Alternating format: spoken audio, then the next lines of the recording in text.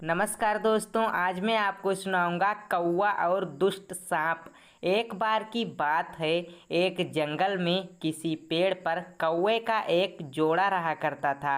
वो दोनों खुशी खुशी उस पेड़ पर जीवन बसर कर रहे थे। एक दिन उनकी इस खुशी को एक सांप की नज़र लग गई। जिस पेड़ पर कौवों का घोंसला था, उसी पेड़ के नीचे बने बिल में सांप रहने लगा था।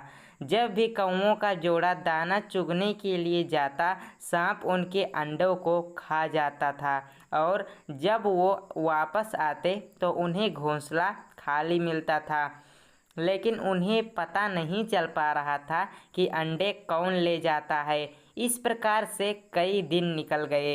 एक दिन कौवे का जोड़ा दाना चुग कर जल्दी आ गया तो उन्होंने देखा कि उनके अंडों को बिल में रहने वाला एक सांप खा रहा है। इसके बाद उन्होंने पेड़ पर किसी ऊंचे स्थान पर छुपकर अपना घोंसला बना लिया। सांप ने देखा कि कौवों का जोड़ा पहले वाले स्थान को छोड़कर चला गया है, लेकिन शाम होते ही दोनों वापस पेड़ पर आ जाते हैं।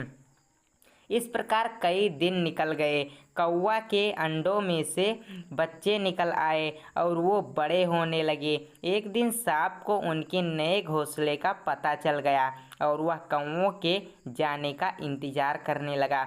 जैसे कौवे घोंसला छोड़कर गए, सांप उनके घोंसले की ओर बढ़ने लगा, लेकिन किसी कारण से कौवों का जोड़ा वापस पेड़ की ओर लौटने लगा।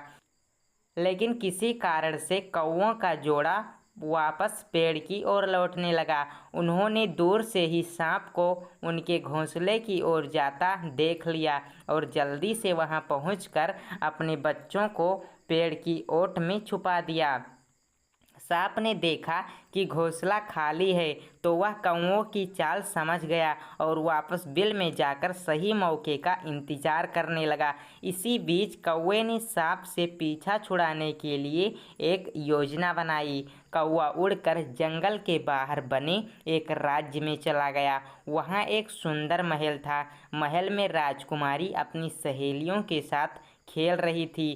कौवा उसके गले में से मोतियों का हार लेकर उड़ गया। सभी ने शोर मचाया तो पहरेदार हार लेने के लिए कौवे का पीछा करने लगे। कौवे ने जंगल में पहुंचकर हार को सांप के बिल में डाल दिया, जिसे पीछा कर रहे सैनिकों ने देख लिया। जैसे ही सैनिकों ने हार निकालने के लिए बिल में हाथ डाला तो सांप फुंकारता हुआ बाहर निकल आया। सांप को देखकर सैनिकों ने तलवार से उस पर हमला कर दिया, जिससे सांप घायल हो गया और अपनी जान बचाकर वहां से भाग गया। सांप के जाने के बाद कौवा अपने परिवार के साथ खुशी खुशी रहने लगा। हमें इस कहानी से यह सीख मिलती है कि कभी भी निर्बल का फ़ायदा नहीं उठाना चाहिए, साथ ही मुसीबत में समझदारी से काम लेना चाहिए। तो दोस्तों, उम्मीद करता हूँ आपको यह कहानी पसंद आई होगी, तो इसे लाइक कर दीजिए और चैनल को भी सब्सक्राइब कर दीजिए। Thank you.